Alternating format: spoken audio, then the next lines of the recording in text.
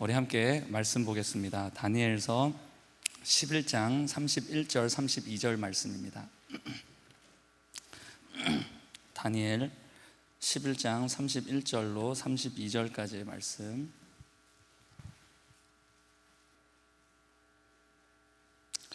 같이 한 목소리로 읽어보겠습니다. 시작. 군대는 그의 편에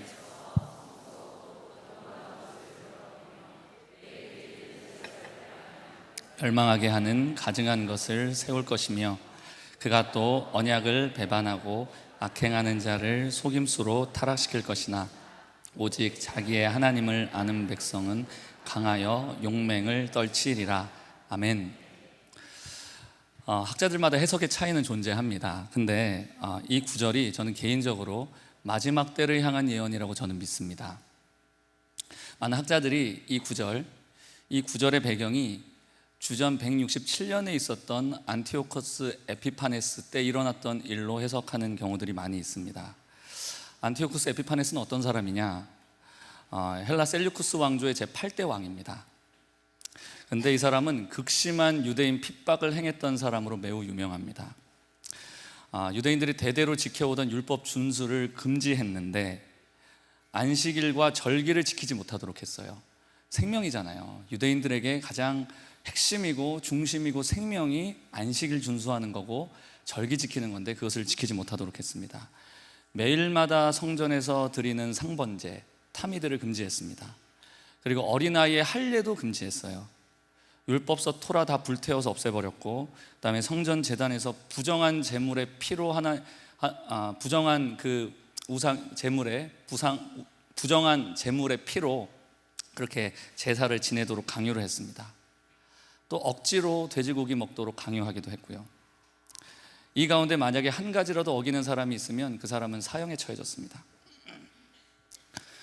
또 성전 안에 제우스 신상을 세워서 그 제우스 신상에 절하고 이렇게 제사를 하도록 그렇게 강요를 했는데, 제가 이렇게 가만히 보면 역사적인 기록과 이 다니엘서의 기록을 이렇게 병행해서 살펴보면 오늘 읽었던 이 말씀이 안티오코스 에피파네스 4세 이때 있었던 일과 관련이 없다라고 말하기는 어려울 것 같아요. 다니엘의 예언이 이 안티오코스 에피파네스 때 있었던 일을 예언한 것이 어느 정도는 맞는 것 같아요. 근데 저는 개인적으로 이 말씀이 주전 2세기 때 다 성취된 말씀으로 보지를 않습니다. 물론 2200년 전에 이 말씀이 부분적으로 성취되기는 했죠. 하지만 이 말씀이 그때 2200년 전에 일어났던 것은 부분적으로 일어났던 일이고 부분적으로 성취되었던 것이고, 이제 마지막 때가 되면 장차 이 예언이 전 지구적인 스케일로, 풀 스케일로, 전 지구적인 그 영향을 미치는 형태로 임하게 될 것이라고 저는 생각합니다. 그 이유가 왜 그러냐 하면 몇 가지 이유가 있는데요. 가장 중요한 이유는 마태복음 24장에 예수님께서 이 예언을 다시 언급하시면서, 이게 주전 167년에 일어난 일이라고 한다면 예수님께서는 주후 30년 그때쯤에 이제 사역을 하셨잖아요. 그때 이 말씀을 다시 언급을 하시면서 이 일이 일어나게 될 것이다 라고 예언할 수가 없는 거죠. 그렇지 않겠어요? 그렇죠? 그렇게 봤을 때 이 예언은 주전 2세기 때 다 성취된 일로 보기 어렵고, 마지막 때 더 온전한 의미로서 그 일들이 우리 가운데 임하게 될 것이라고 저는 보는 것입니다. 믿으십니까? 그래서 이 안티오코스 에피파네스는, 죄송합니다, 앞에 좀 너무 어려운 얘기를 하는 것 같은데요, The Antichrist, 바로 그 적그리스도라고 말할 수는 없지만 적그리스도적인 어떤 형태를 띠고 있는 적그리스도의 표상이 되는 그런 인물이라고 볼 수 있는 거예요. 신학적으로 이런 것을 이제 이중예언이라고 부릅니다. 그러니까 다니엘서의 이 예언이 주전 2세기 때를 향한 예언도 되면서 동시에 마지막 때 일어날 예언도 동시에 지칭하고 있는, 동시에 의미하고 있는, 이것을 신학적으로 이중예언이라고 부릅니다. 우리 한번 마태복음 24장 한번 찾아볼까요? 마태복음 24장 15절로 21절까지의 말씀.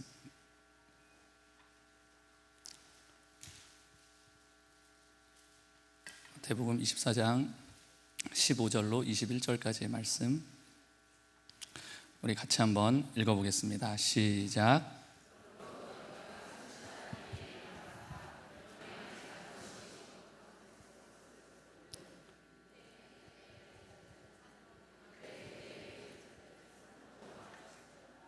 지붕 위에 있는 자는 집 안에 있는 물건을 가지러 내려가지 말며 밭에 있는 자는 겉옷을 가지러 뒤로 돌이키지 말지어다. 그날에는 아이 벤 자들과 젖 먹이는 자들에게 화가 있으리로다. 너희가 도망하는 일이 겨울에나 안식일이 되지 않도록 기도하라. 이는 그때 큰 환난이 있겠음이라. 창세로부터 지금까지 이런 환난이 없었고 후에도 없으리라. 그렇죠. 이걸 봤을 때 맞는 것 같죠? 맞는 것 같죠? 동의 안 하십니까? 네.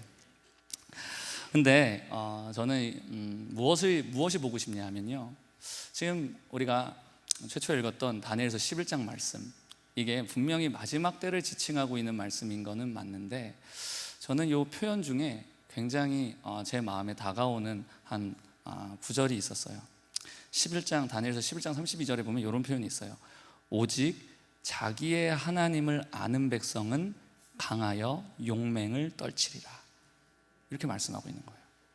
그러니까 지금 이 다니엘서 11장의 배경은 완전히 막판입니다. 완전 끝판이에요. 말세의 말 중에 완전히 끝판때를 말하고 있는데, 아무리 전대미문의 극악무도한 그런 핍박과 여러 가지 박해가 일어난다 할지라도, 창세로부터 지금까지 존재한 적 없는 그런 극심한 환란이 일어난다 할지라도, 최악 중에 최악의 상황이 벌어진다 할지라도, 오직 자기의 하나님을 아는 백성은 어떻게 된다고요? 강하여 용맹을 떨치게 된다는 거예요. 믿으십니까? 여호와 하나님, 주님을 온전하게 깨닫고 그분을 알고 그분을 경험한, 그분을 아는, 그분을 나의 하나님으로 고백하는 그 백성들에게는 그것을 능히 이기고 승리할 수 있는 하늘의 기름 부으심이 임한다는 것이에요. 여러분 기억하시죠? 마태복음 9장에서 세례 요한의 제자들이 예수님에게 찾아왔습니다. 그래서 우리는 아주 힘들게 금식하고 이렇게 괴롭게 여러 가지 신앙생활을 하는데, 당신의 제자들은 맨날 맛있게 드시고 맨날 재밌게 놀고 이렇게 하는 것이 못마땅해서 질문을 합니다. 그때 예수님께서 이렇게 말씀을 하십니다. 이 시대는 지금 시대적인 영적인 전환기라는 거예요. 구약 시대에서 신약 시대로 전환이 일어나는 큰 전환의 시간인데, 그 시대에 맞는 세부대를 준비하지 않으면 하나님께서 부어주실 세수를 받을 수 있다 없다? 없다는 거예요. 근데 제가 믿기로 정말 가장 큰 격변, 전환, 시대적인 변화가 저는 마지막 때 일어난다고 저는 봐요. 모든 면에 있어서 모든 것이 다 바뀔 겁니다. 우리가 생각하는 모든 차원, 모든 것이 완전히 다 뒤바뀌는, 패러다임 자체가 완전히 변화되는 그런 시대로 우리가 들어가게 될 것이에요. 그럼 하나님께서 그때에 새 포도주를 부으십니까? 안 부으십니까? 부으시죠.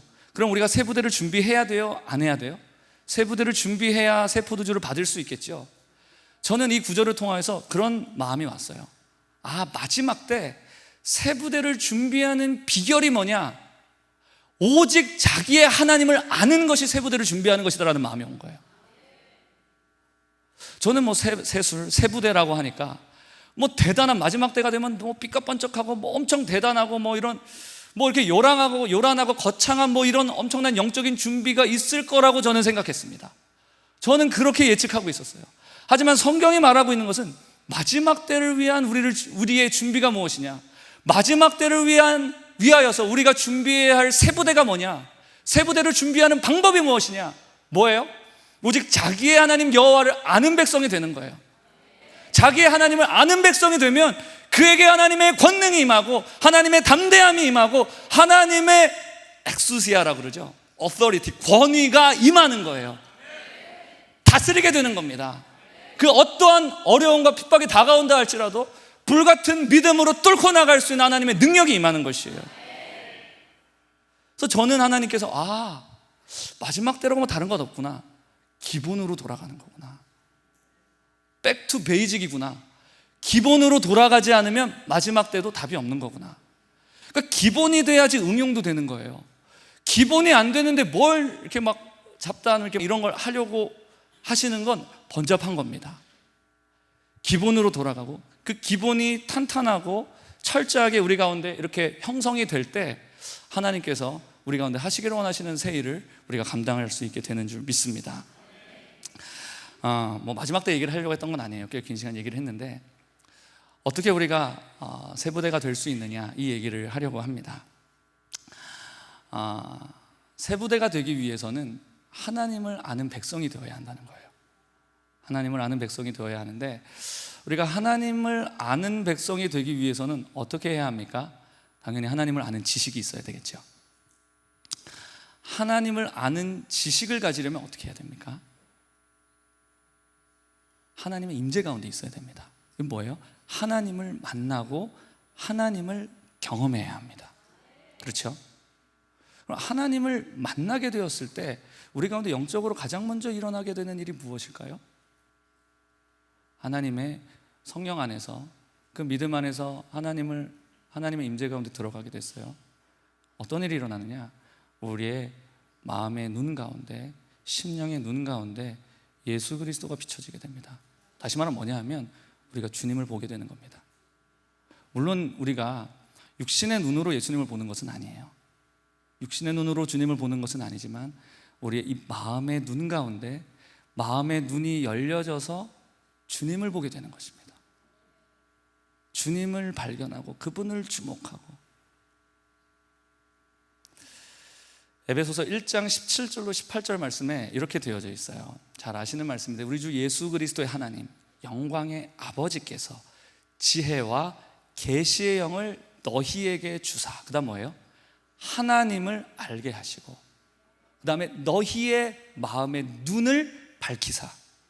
주님께서 우리 가운데 지혜와 계시의 영을 주셔서 우리로 하여금 하나님을 알게 하시기를 원하십니다. 근데 그 가운데 우리 가운데 선행되어야 할 일은 우리의 마음의 눈이 열려지는 거예요. 아멘이십니까? 우리의 마음의 눈이 열려지게 되기를 주 예수님의 이름으로 축복합니다. 중요한 것은 우리가 예수님을 보는 만큼, 주님을 더 선명하고 분명하게 보는 만큼 우리가 주님을 닮아가게 된다는 거예요.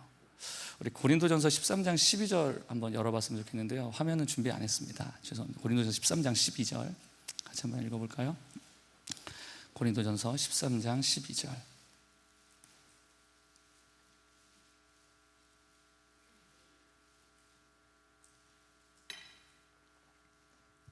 같이 한번 읽어보겠습니다. 시작.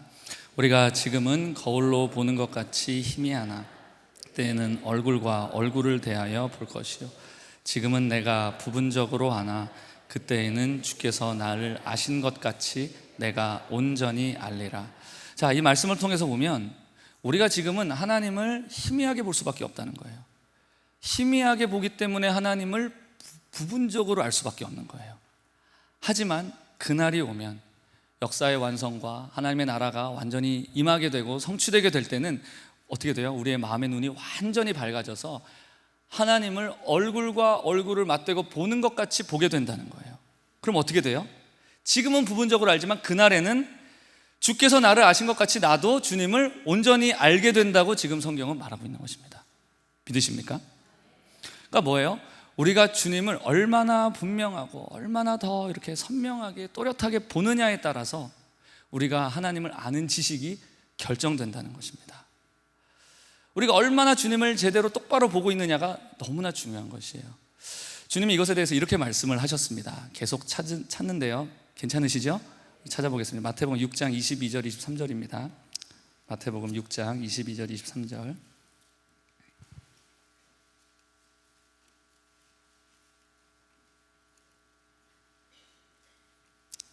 마태복음 6장 22절 23절 같이 한번 읽어보겠습니다. 시작. 눈은 몸의 등불이니 그러므로 내 눈이 성하면 온몸이 밝을 것이요, 눈이 나쁘면 온몸이 어두울 것이니 그러므로 내게 있는 빛이 어두우면 그 어둠이 얼마나 더하겠느냐. 지금 이 말씀에서 주님께서 우리의 눈이 온몸의 등불이 된다 이렇게 말씀을 하십니다. 그리고 우리의 눈이 성하면 온몸이 밝을 것이다 이렇게 말씀을 합니다. 여기서 성하다라고 하는 이 단어는 킹제임스 성경으로 보니까 single이라는 단어로 되어 있습니다. 내 눈이 single이 되면, single이라는 말은 우리의 초점, 포커스가 싱글 포커스, 하나를 향하여서 볼 수 있는, 하나를 탁 집중해서 볼 수 있는 그 눈의 상태를 의미하는 겁니다. 온전한 초점을 의미하는 거예요. 이렇게 초점이 정확하게 모아진 상태로 주님을 보고 있는 것을 의미하는 거예요. 우리 눈이 초점이 분명해야지 뭐든지 제대로 볼 수 있죠. 사시가 있는 사람들은 약시로 진행할 가능성이 굉장히 많다고 하더라고요. 그러니까 우리의 눈의 초점이 굉장히 중요한데, 마찬가지로 우리 신앙생활에 있어서도 우리 영의 눈의 초점이 매우 중요합니다. 믿으십니까? 우리 신앙의 초점이 무엇이 되어야 합니까? 무엇이 되어야 하죠? 크게 대답해 보세요. 예수 그리스도가 되어야 하죠. 이 초점이 분명하지 않으면 우리의 신앙은 흔들릴 수밖에 없어요. 하나님 알아갈 수도 없고 하나님을 경험할 수도 없습니다. 하나님을 아는 지식에 있어서 실패한 사람이 될 수밖에 없는 거예요. 근데 중요한 것은 성경이 말하고자 하는 중심 주제도 바로 예수 그리스도라고 하는 사실입니다. 누가복음 24장을 함께 찾아볼게요. 누가복음 24장 27절 말씀 같이 한번 찾아보겠습니다. 누가복음 24장 27절 말씀,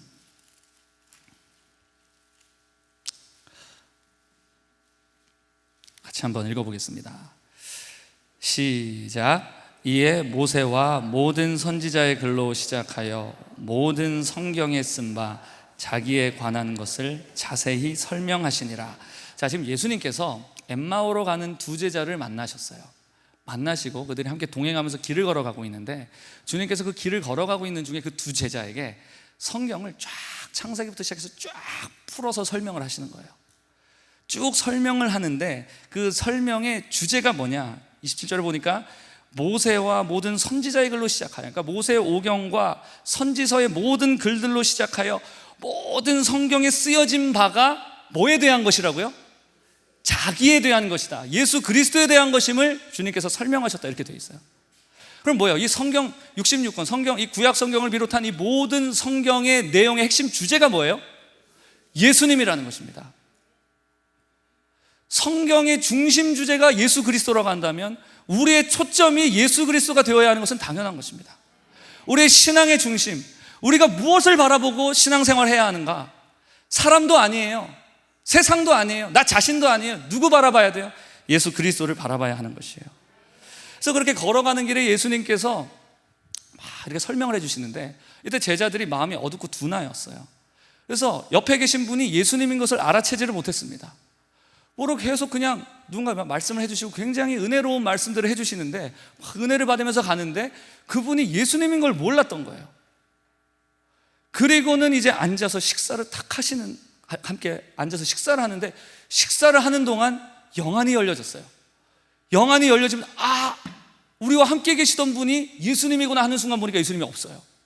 그러면서 뭐라고 고백해요? 31절 32절 한번 읽어보겠습니다. 시작. 그들의 눈이 밝아져 그인 줄 알아보더니 예수는 그들에게 보이지 아니하시는지라. 그들이 서로 말하되 길에서 우리에게 말씀하시고 우리에게 성경을 풀어주실 때에 우리 속에서 마음이 뜨겁지 아니하더냐. 자, 예수님께서 이렇게 막 성경을 가르쳐 주시는데, 이 모든 성경의 내용, 핵심 주제가 예수 그리스도, 예수다, 예수님이다 하는 것을 막 설명을 하는데, 그 설명을 듣는데 어떻게 돼요? 마음 안에 막 불이 붙는 거예요. 냉랭했던 그 심령 가운데 예수가 이 모든 성경의 중심이다라고 하는 그 선포를 듣는데, 그 설명을 듣고 가르침을 듣는데 냉랭했던 그 심령이 갑자기 막 타오르기 시작하면서 하나님의 불로 채워지는 것을 경험하게 됩니다. 그리고 그들이 도무지 깨닫지 못했던 그 성경이 확 열려지는 것을 보는 거예요. 우리에게 성경을 풀어주실 때, 여러분, 성경은 닫혀있는 책입니다. 그냥 읽으면 절대로 이해할 수 없습니다. 일반적인 사람, 일반 자연인이 읽으면 절대로 이해할 수 없는 책이에요. 그 무엇보다 지루한 책이 성경책이에요.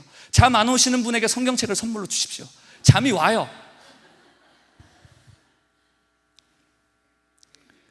어떻게 해야 이 성경이 열립니까? 가르쳐 주시는 그 지혜와 계시의 영 되신 그 성령님이 오셔야 돼요. 깨닫게 해주셔야 돼요. 이 모든 중심 가운데 예수 그리스도가 있고 예수 그리스도를 향하여 초점을 맞추며 나아가야 한다는 사실을 주께서 깨닫게 하셔야, 할렐루야, 우리가 하나님을 아는 지식으로 나아갈 수 있게 되는 것이죠. 그래서 이제 히브리서 기자, 여러분 잘 아시는 말씀이죠. 믿음의 주요 또 온전하게 하시는 이인 예수를 바라보자. 이 NIV 성경으로 보니까 굉장히 강력하게 번역이 돼 있어요. Fixing our eyes on Jesus. 뭐예요? 우리의 눈을, 안구를 그냥 예수 그리스도께 꼭꼭 박아 묶어버리라는 거예요. 고정시켜버리라는 거예요. 내 원하는 대로 마음대로 이렇게 막 다니도록 내 눈을 그렇게 놔두지 말고 내 눈을 꽉 묶어갖고 예수 그리스도께 꼭 묶어서 고정시키라는 거예요. Fixing our eyes on Jesus. 할렐루야. 우리에게 이러한 은혜가 있어야 할 줄 믿습니다. 그 은혜를 우리가 사모하십시다. 우리 안구에 어떤 문제가 생기게 되면 근시가 될 수도 있고 원시가 될 수도 있어요. 눈의 수정체가 힘이 없으면 이 빛을 그 망막 가운데 전달할 수 있는 힘이 없기 때문에 근시가 됩니다. 또 너무 그 수정체가 너무 두꺼워 버리면 망막 전에서 상이 맺혀 버리기 때문에 또 원시가 되는 아무튼 원시가 되기도 합니다. 맞죠? 네, 안과 선생님 잘 이거 해주시면 그렇게 돼요. 그리고 아니면 안구의 어떤 길이와 크기도 근시와 원시를 만든 어떤 요인들이 된다고 합니다. 마찬가지로 우리가 예수님을 보려고 할 때 우리의 초점을 흐리는 두 가지가 있어요. 그것은 바로 따라해 보세요. 불안감, 비교의식. 이 두 가지가 우리가 주님을 선명하게 보도록 하는 것을 방해하는 두 가지입니다. 이 두 가지의 영은 정말 강력하게 지금도 태초로부터 시작하여 지금까지 역사하는 굉장히 강력한 악령인데요. 이게 태초에 에덴 동산에서 하와에게 역사했던 그 동일한 영입니다. 우리 함께 창세기 3장을 함께 볼까요? 창세기 3장 1절 같이 한번 보겠습니다.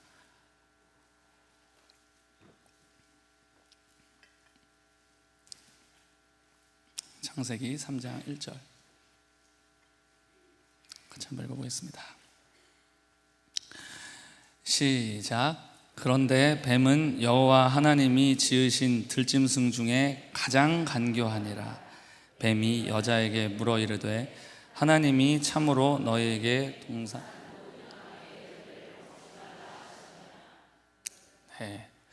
여기서부터 이제 사탄의 속임수가 시작이 되는데, 사탄의 속임수는 이 질문으로부터 시작되었습니다. 그 질문은 하나님이 참으로 너희에게 동산 모든 나무의 열매를 먹지 말라 하시더냐 하는 이 묘한 질문으로 시작을 합니다. 사실은 지금까지 하나님의 말씀에 대해서 그 누구도 문제 제기를 해본 적이 없어요. 모두가 하나님의 말씀은 결론이고 절대적인 진리라고 믿고 있었던 그 상황 속에 사탄은 발칙하게 하와에게 찾아와서 하나님의 말씀에 대해서 의문을 제기할 수 있는 어떤 그런 마음들을 넣어줬어요. 태초에 아담과 하와에게 있어서 유일한 지식과 진리의 원천은 뭐였어요? 하나님의 말씀뿐이었습니다. 그리고 그들이 느끼고 있던 안정감은 바로 이 하나님의 말씀이 진리다라고 하는 이 사실에서부터 시작이 되었어요. 그래서 그들이 궁금해하던 것들이 있으면 주님과 대화하며 주님께서 말씀하시면 그것으로 결론을 내면 됐고, 하나님께서 말씀하신 바가 혹시 틀린 것 아니야? 이런 어떤 여러 염려나 이런 고민을 할 필요가 전혀 없었습니다. 그런 일을 하지도 않았고요. 근데 사탄은 바로 이 회심의 질문을 던짐을 통하여서 의심이라는 덫에 하와가 걸릴 수 있도록 한 거예요. 그때 이제 하와가 이제 이 질문에 대답을 하는데, 이 대답을 통해서 하와가 자신의 수준을 확 뽀록을 내요. 함께 2절 3절 함께 읽어보겠습니다. 시작. 뱀에게 말하되 동산 나무의 열매를 우리가 먹을 수 있으나 동산 중앙에 있는 나무의 열매는 하나님의 말씀에 너희는 먹지도 말고 만지지도 말라. 너희가 죽을까 하노라 하셨느니라. 자, 하나님께서 원래 뭐라고 말씀하셨죠? 여러분 너무 잘 아시죠? 하나님께서 뭐라고 말씀하셨어요? 동산에 있는 모든 나무 열매는 임의로 먹을 수 있어요, 없어요? 임의로 다 먹을 수 있어요. 근데 그 중에서 뭐만 못 먹죠? 동산 중앙에 있는 두 그루의 나무가 있어요. 두 그루의 나무 중 그 중에서도 딱 한 그루의 나무의 열매만 못 먹도록 되어 있어요. 그렇죠? 근데 이제 마귀가 찾아와서 하나님께서 모든 나무 열매의 실과를 먹지 말라 하시더냐 이렇게 물어보는 거예요. 그래서 여자가 이제 대답을 하는 겁니다. 동산나무의 열매를 우리가 먹을 수는 있는데 동산 중앙에 있는 나무의 열매는 하나님의 말씀에 너희는 먹지도 말고 만지지도 말라. 너희가 죽을까 하노라 하셨느니라. 자, 맞아요. 동산 전체에 있는 여러 열매들은 임의로 먹을 수 있어요. 근데 동산 중앙에 있는 나무 중에 생명나무는 먹어도 돼요, 안 돼요? 먹어도 돼요. 동산 중앙에 있는 두 그루 나무 중 한 그루는 먹을 수 있어요. 한 그루만 못 먹는 거예요. 그리고 주님께서 먹지만 말라고 하셨지 먹지도 말고 마시지도 말라고 하셨어요? 아니죠. 그리고 주님께서 죽을까 하노라 했어요? 반드시 죽을 것이다 그랬어요? 딱 보니까 마귀가 보니까 얘 하나도 모르네, 얘 잘 모르네, 툭 치면 넘어가겠구나 하는 게 이제 딱 견적이 나온 거예요. 이게 뭐 나 진짜 하나님 말씀 모릅니다 간판 내거는 거랑 똑같은 거죠. 그래서 이렇게 이제 하와가 말씀에 바로 서 있지 않으니까 마귀가 의심하도록 하는 그 질문을 받자마자 그의 마음이 불안의 영에 휩싸이기 시작합니다. 사탄은 알고 있었어요. 하와가 누리고 있는 그 모든 평안함의 근거는 하나님의 말씀에 대한 절대적인 신뢰로부터 시작된다는 것을 알고 있었어요. 근데 이 하와는 말씀을 잘 몰랐기 때문에 이 말씀에 대한 교묘한 질문을 통하여서 그 뿌리부터 흔들도록 한 거예요. 하와는 처음으로 하나님이 거짓말쟁이일 수도 있다는 생각을 하게 된 거예요. 사탄의 거짓말을 그 마음속에 허용한 순간 어떻게 됩니까? 하와가 딛고 사는 이 모든 세상이 흔들리는 것 같은 그런 느낌을 아마 받게 되었을 거예요. 사탄이 보니까 하와가 이제 첫 번째 덫에 걸렸잖아요. 그래서 이제 사탄은 즉시 더 이제 치명적인 공격을 때립니다. 그게 바로 이제 열등감의 영을 불어넣는 건데 4절 5절 한번 읽어보겠습니다. 시작. 저에게 이르되 너희가 결코 죽지 아니하리라. 너희가 그것을 먹는 날에는 너희 눈이 밝아져 하나님과 같이 되어 선악을 알 줄 하나님이 아심이니라. 자, 여러분 다 알다시피 하나님께서 사람을 뭐로 만드셨죠? 흙으로 만드셨는데 하나님의 형상으로 만드셨죠. 그렇죠? 사람이 하나님의 형상을 본떠서 만들어졌습니다. 하나님의 모양과 형상으로 만들어졌다는 게 무슨 뜻이에요? 사람을 하나님급으로 만들었다는 얘기예요. 사람을 하나님적 존재로 만들었다는 거예요. 그분의 형상으로 만들었다. 이거는 그에 속한 모든 생명과 경건의 일체를 다 사람에게 주셨다는 거예요. 모든 것을 다스릴 수 있는 하나님의 동반자로서의 권세를 사람에게 주셨어요. 또 모든 것을 누릴 수 있는 그런 동반자적 유업도 다 주셨어요. 하나님이 갖고 있는 모든 지혜와 신성과 생명, 그 모든 것을 우리에게 다 주셨던 거예요. 하나님께서 인간에게 주시지 않은 것은 한 가지도 없습니다. 근데 딱 하나, 뭘 안 주셨냐? 선과 악에 대한 지식 하나를 안 주신 거예요. 선악을 알도록 하는 그 지식 하나를 안 주시고 나머지는 다 주신 거예요. 선악에 대한 지식을 주지 않았다. 이건 뭘 의미할까요? 이건 무슨 뜻이냐면 선악에 대한 기준을 정하는 것이 네가 아니라, 너희 사람이 아니라 나 하나님만이 그 선과 악의 기준을 정할 수 있는 유일한 존재라고 하는 것이에요. 타락한 모든 인간들은 그렇습니다. 자기에게 유익하면 선이에요. 자기에게 불리하면 악한 거예요. 그러니까 자기가 기준인 거예요.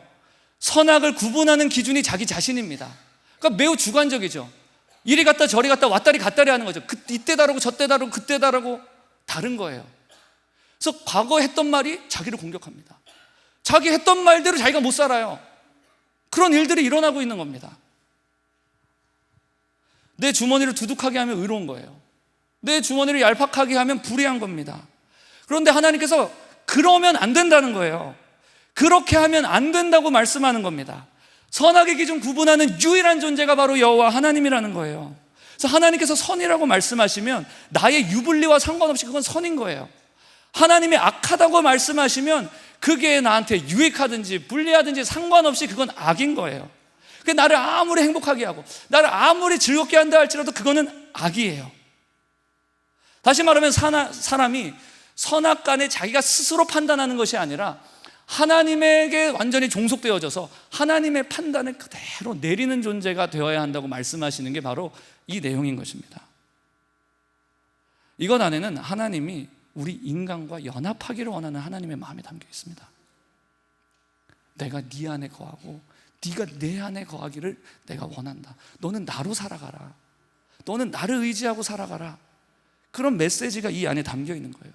주님, 우리가 연합하기 원하셔서 이러한 조치들을 행하신 것이었어요.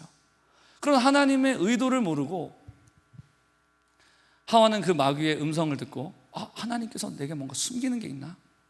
내게 뭔가 좋은 것을 숨기시고 감추시고 안 주셨나 보다 하는 생각에 그런 생각으로 빠져들기 시작했던 거예요. 그런데 사실은 하나님께서는 다 주셨다는 거예요. 딱 한 가지 금단의 영역, 요거 제외하고는 다 주신 거예요. 이거는 그 보디발이 요셉에게 했던 것과 똑같습니다. 보디발이 요셉에게 내 온 집을 다 네가 다스려라. 내가 네가 다스리는 것 모든 것을 다 허락하겠다. 하지만 단 한 가지만을 금한다. 그게 뭐예요? 내 아내만을 금한다. 내 아내를 만지는 날에는 내가 가만두지 않겠다. 그렇게 얘기한 거예요. 근데 요셉이 이 시험을 잘 통과했어요? 통과 못했어요? 잘 통과했죠. 통과하고 승리하고 난 다음에 어떤 일이 있습니까? 바로가 요셉에게 내 온 집, 이집트 왕국 전체를 네가 다스려라. 너와 나는 동일하다. 너와 나와의 차이는 딱 한 가지 뭐뿐이니라? 내 보좌뿐이니라. 보좌를 제외하고 너와 나는 똑같다는 거예요. 동일하다는 거예요. 네 말은 내 말과 동일하다, 똑같다. 그러니까 이런 형태로 하나님께서 인간에게 모든 권세를 다 주신 것이라니까요. 다 주셨어요. 그런데 그 하나님의 그 선하심과 그 하나님의 그 깊은 사랑과 이런 것들을 오해하고 하나님에 대해서 하나님 뭔가 이상한데? 왜 나한테 이러지? 이러면서 의심을 품기 시작합니다. 내가 뭔가 나도 모르는 사이에 가치 없고 형편없는 존재였는지도 몰라. 이러면서 이제 하와가 열등감에 빠져들게 됩니다. 그래서 이런 열등한, 내가 어떻게 하면 이 열등한 이 위치에서 내가 벗어날 수 있을까에 대해서 굉장히 고민하고, 거기에 대한 마음이 막 이렇게 막 불같이 막 어떻게 하면 내가 이 열등한 위치에서 벗어날 수 있을까? 그때 마귀가 이 선악을 알게 하는 이 나무 실과를 먹으라고 말하는 거죠. 그리고 하와는 딱 보니까 이게 너무나 보암직하고 먹음직하고 지혜롭게 할 만큼 탐스럽게 보였고, 왜요? 미혹되었기 때문이에요. 사실은 그 먹기 전까지만 해도 하와가 가지고 있는 모든 영적인 권위와 리더십과 모든 주님께서 주신 유업 하나도 놓치지 않은 상태였습니다. 근데 그가 그렇게 느끼기 시작했던 거예요. 거짓말을 받아들이게 되면서 그가 그렇게 느끼기 시작했던 거예요. 그리고는 그는 그 감정에 휩싸여서 선악과를 먹어요.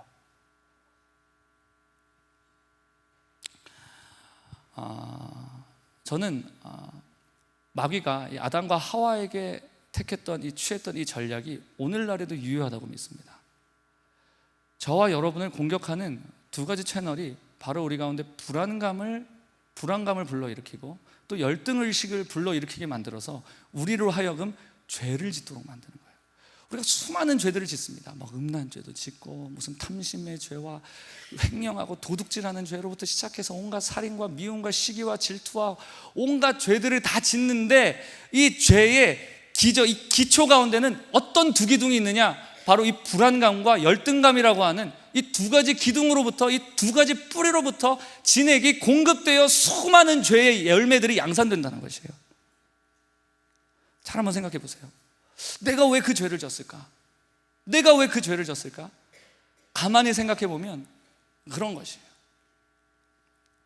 어떤 사람이 음행을 했다고 해보십시다. 어떤 사람이 간음을 저질렀어요. 아내가 있는데 간음을 저질렀어요. 왜 간음을 저질렀을까요? 하나님의 말씀을 신뢰하지 않은 것입니다. 하나님이 어떤 말씀이요? 하나님이 짝지어 주신 것을 사람이 나눌 수 없느니라. 하나님이 짝지어 주신 거예요. 하나님이 어련히 알고 가장 좋고 가장 적절하고 최고의 배필을 주님께서 이렇게 찾아가지고 만나게 해주신 것이에요. 뭐 여러분들 결혼을 잘못했어, 뭐 이런 기도를 더 해볼 걸 온갖 이렇게 생각할지 몰라도, 하나님은 여러분들의 꼬라지를 제대로 아시고 거기 가장 적합해서 여러분들을 인간 만들 수 있는, 정말 사람 농사 제대로 지을 수 있는 그 배우자 딱 찾아갖고 딱 이렇게 해주신 거예요. 할렐루야. 믿으시기 바랍니다. 이걸 믿으면 자유함이 와요. 저 사람 그랬을까 이랬을, 다 번잡합니다. 왜 그러느냐? 왜 부부간에 그런 불화와 그런 여러 가지 이런 불만들이 쌓이는지 아세요? 하나님께서 선택하셔서 내 배우자로, 내 한 몸으로 택하셔서 나에게 연합시켜서 하나로 만들어주셨다, 이게 안 믿어져서 그런 거예요. 이 불신으로부터 불안감이 오는 거예요. 내가 혹시나 잘못 선택했으면 어떡하지? 내가 결혼을 잘못해서 이렇게 해서 내가 지금 이런 고통을 겪고 있는 거면 어떡하지? 이러면서 여러분들 주여, 여러 가지 파국이 벌어지는 겁니다. 자, 할렐루야. 여러분, 이 두 가지에 대해서 여러분들이 이 두 가지의 영에 대해서 다루도록 여러분들이 마음 가운데 결단을 하셔야 됩니다. 나에게 불안이 있어. 이 불안이 어디서부터 오는 건지 한번 확인해 보세요. 여러분들이 말씀 가운데 거하지 못하기 때문입니다. 진리의 터 위에 여러분들이 기초하여서 거하지 못하기 때문에 그런 거예요. 왜 열등의식이 있습니까? 하나님이 여러분들에게 약속하시고 여러분들에게 상속하기를 원하신 엄청난 유업을 깜깜해서 보지 못하고 있기 때문이에요. 에베소서 1장에 이렇게 말을 합니다. 아까 함께 읽었던 말씀이죠. 우리 주 예수 그리스도 하나님 영광의 아버지께서 지혜와 계시의 영을 우리에게 주셔서 하나님을 알게 하시고 우리의 마음의 눈을 밝히사 뭐예요? 그의 부르심의 소망이 무엇이며, 이 소망이라고 하는 엘피스라고 하는 단어는요, 이 단어는 확실성을 전제로 한 단어입니다. 그냥 내가 원해, 됐으면 좋겠어, 소원하고 그냥 바라는 것을 넘어서서 이것은 하나님께서 반드시 응하고 성취할 것이라고 하는 그 확실성에 기초한 단어가 바로 엘피스라고 하는 단어입니다. 부르심에 소망이 있다는 거예요. 우리를 부르신 하나님께서 소망하시는, 하나님께서 갈망하시며 하나님께서 정말 실제처럼 보고 계신, 우리를 통하여서 일하기를 원하시고 우리를 통하여서 놀라운 일들 펼치시기를 원하시는 놀라운 것들이 있는 거예요. 그걸 보지 못하기 때문에 자꾸 이제 비교로 들어가는 겁니다. 세상은 우리로 하여금 이 두 가지로 하여금 작동되게 해서, 이 두 가지로 작동되게 해서 마귀가 원하는 것을 획책하려고 합니다.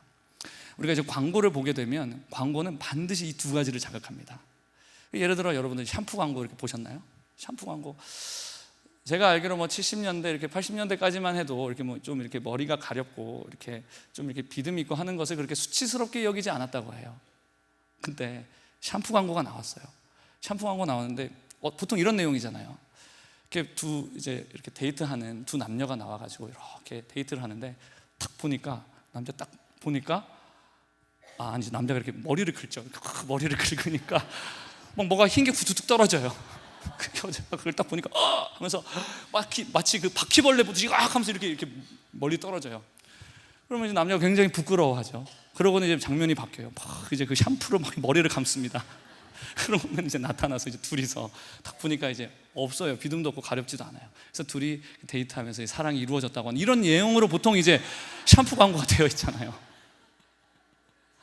그러니까 뭐냐 하면 이 샴푸를 쓰지 않으면 너는 열등감에 빠지게, 너는 열등한 존재에 빠지게 된다는 걸 자극하는 거예요.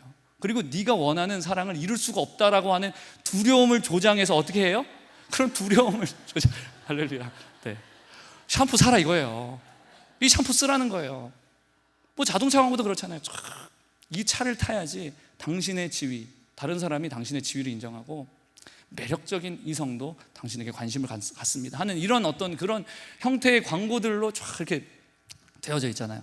그걸 보면 저거 사야 될 것 같은데, 저 물건 되게 좋을 것 같다, 사야 될 것 같다 하고 이제 덥석 여러분들이 이제 사시게 되는 건데, 이 모든 것들이, 우리가 살아가는 모든 것이 마귀의 전략 속에는 이 두 가지를 가지고 우리를 미끼로 삼고 우리를 이제 잡아 끄는 것입니다.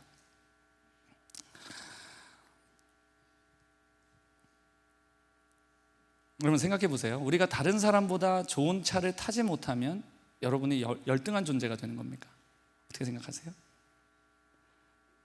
내가 다른 사람보다 좋은 집에 살지 못하면, 넓고 좋은 집에 살지 못하면 여러분이 열등한 존재가 됩니까? 내가 다른 사람보다 일을 더 잘하지 못하면 여러분 열등하고 무가치한 존재가 되는 거예요? 어떠세요? 그렇지 않아요. 주님은 저와 여러분을 그렇게 보시지 않습니다. 열등감이 왜 생기냐 하면 우리가 스스로를 끊임없이 비교하기 때문입니다. 내 생각이 끊임없이 비교하는 생각으로 내 마음이 가득 차 있어요. 계속 비교하는 거예요. 다른 사람을 보면서 나를 자꾸 비교하는 거예요. 비교 없는 열등감은 절대로 존재할 수가 없습니다. 루시퍼도 자기 자신을 다른 존재들과 비교하기 시작했습니다. 수많은 천사들과 천사장들 쫙 보니까 자기보다 뛰어난 존재가 없어요. 자기보다 영화롭고 자기보다 영광스럽고 아름다운 존재가 없는 거예요. 그러다가 계속 비교하는 일을 하다가 급기야 어떻게 돼요? 하나님과 자기 자신을 비교하는 일을 하기 시작합니다. 그리고 자기도 하나님처럼 되었으면 좋겠다 하는 생각까지 품게 되고 결국에는 하나님께 반역을 하게 되죠. 그래서 너 아침의 아들 계명성이여 어찌 그리 하늘에서 떨어졌는고 땅에 찍혔도다 하면서 이제 타락이 시작하게 된 거예요. 이 모든 이 불행과 우리 마음속에 여러 가지 비극들이 비교하는 죄로부터 시작되는 것입니다. 여러분, 제 키가 큽니까 작습니까? 제 키가 커요 작아요? 커요. 네, 감사합니다. 저보다 작은 사람하고 있으면 저는 작아요. 하지만 저보다 큰 사람 옆에 서 있으면 저는 작습니다. 제 귀가 커요 작아요? 그죠? 큰 것 같은데 어쨌거나 귀도 마찬가지예요. 저보다 작은 귀를 가진 사람 옆에 가면 제 귀는 큰 것이고, 저보다 큰 귀를 가진 사람 옆에 가면 제 귀는 작은 귀가 되는 거예요. 중요한 것이 아니에요. 전혀 중요하지 않습니다. 그런데 이런 것들을 통하여 우리가 열등감에 빠지도록 계속해서 주장하고 우리를 그렇게 무너지게 만들도록 계속해서 전략을 사용하고 있는 거예요. 어제 박한수 목사님이 이런 말씀 하셨잖아요. 이대 나오신 한 할머니가 손주를 데리고 투신 자살을 하셨어요. 이런 일이 왜 일어납니까? 바로 이런 영적인 문제 때문에 일어나게 되는 거예요. 우리가 비교를 멈춰야 됩니다. 비교를 멈추려면 어떻게 해야 되는지 아세요? 주님을 바라보셔야 되는 겁니다. 주님을 바라보지 않고 우리의 눈이 막 흔들리면서 여기저기 막 이렇게 두리번거리면서 쳐다보고 있기 때문에, 우리의 눈이 온전히 고정되어서 주님을 바라보지 못하기 때문에 우리가 계속하여 옆을 보면서 비교를 하는 것이고, 그 비교 때문에 우리는 열등의식에 빠지는 것이고, 그 열등의식 때문에 우리는 죄에 들어가게 되는 것이고, 그 죄 때문에 우리는 하나님을 보지 못하게 되는 거예요. 마음이 청결한 자는 복이 있나니 그들은 하나님을 볼 것이며, 마음이 청결하고 거룩함이 없이는, 이것이 없이는 하나님을 보지 못하리라, 그렇게 말하고 있잖아요. 여기서부터 모든 것이 시작되는 겁니다. 이것 때문에 우리가 새 부대가 되는 것이 지연되고, 때로는 새 부대가 절대로 되지 못하고 그냥 그렇게 인생을 마치기도 하는 거예요. 여러분들, 비교를 멈추시게 되시기를 주 예수님의 이름으로 축복합니다. 하나님만 바라보세요. 하나님 안에서 당신에게 허락하신 그 유일하고 독특한 은사들이 있습니다. 정말이에요. 각 사람마다 다 있어요. 눈송이가 다 다르고, 모든 사람마다 얼굴이 다 다르고, 다 다르듯이 하나님께서 여러분을 각 사람 각자를 향한 하나님께서 주신 은사와 달란트와 부르심이 다 독특하고 너무나 아름답고 다 너무나 귀해요. 성령 안에서 그것을 발견하셔야 됩니다. 주님 안에 거하심으로, 주님의 음성 가운데, 주님의 임재 안에서 그것을 발견하셔야 돼요. 은사의 크기가 안 중요합니다. 은사의 종류가 전혀 중요하지 않아요. 하나님은 한 가지 보셔요. 충성하고 있는지 충성하고 있지 않은지, 사랑으로 했는지 사랑으로 행하지 않았는지, 이걸 보셔요. 그 사람이 가진 은사가 크냐 작으냐, 그 사람이 이런 은사를 가졌냐 저런 은사를 가졌냐, 이런 것들 주님께서 신경 쓰셔요 안 쓰셔요? 전혀 주님의 고려 대상이 아닌 거예요. 전혀 관심 밖에 있는 것입니다. 근데 우리는 그거 가지고 막 서로 비교하면서 서로 고통스러워합니다. 저 사람은 저런 은사가 있어. 참 부럽다.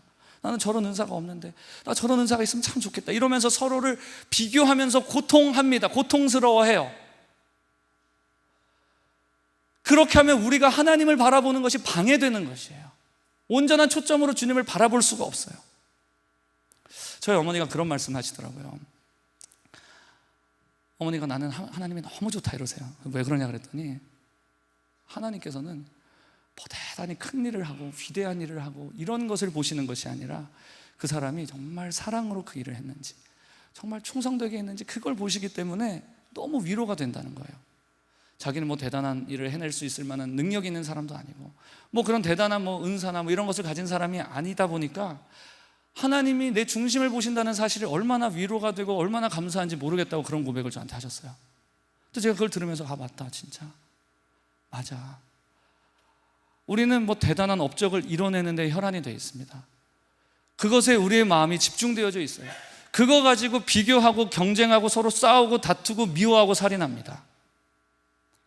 근데 하나님은 그것에 전혀 관심이 없는 거예요. 그게 중심이 아닌 거예요.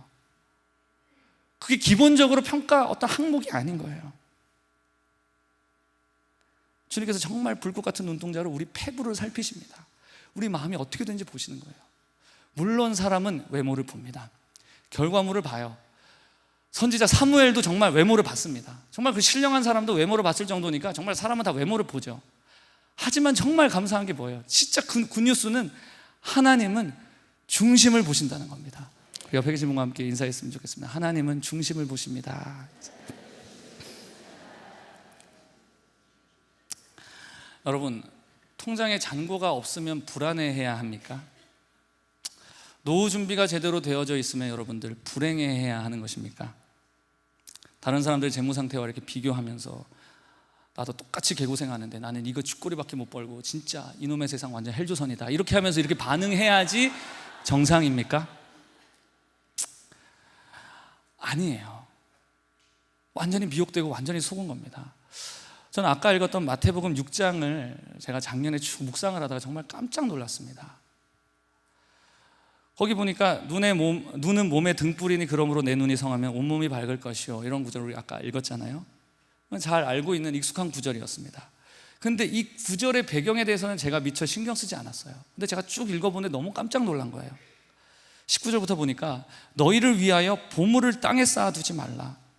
거기는 좀과 동록이 해하며 도둑이 구멍을 뚫고 도둑질을 하느니라. 오직 너희를 위하여 보물을 하늘에 쌓아두라. 거기는 좀이나 동록이 해하지 못하며 도둑이 구멍을 뚫지도 못하고 도둑질도 못하느니라. 내 보물 있는 그곳에는 내 마음도 있느니라. 눈은 몸의 등불이니 그러므로 내 눈이 성하면 온몸이 밝을 것이요 눈이 나쁘면 온몸이 어두울 것이니 그러므로 내게 있는 빛이 어두우면 그 어둠이 얼마나 더하겠느냐. 그리고는 한 사람이 두 주인을 섬기지 못할 것이니 혹 이를 미워하고 저를 사랑하거나 혹 이를 중히 여기고 저를 경히 여김이라. 너희가 하나님과 재물을 겸하여 섬기지 못하느니라.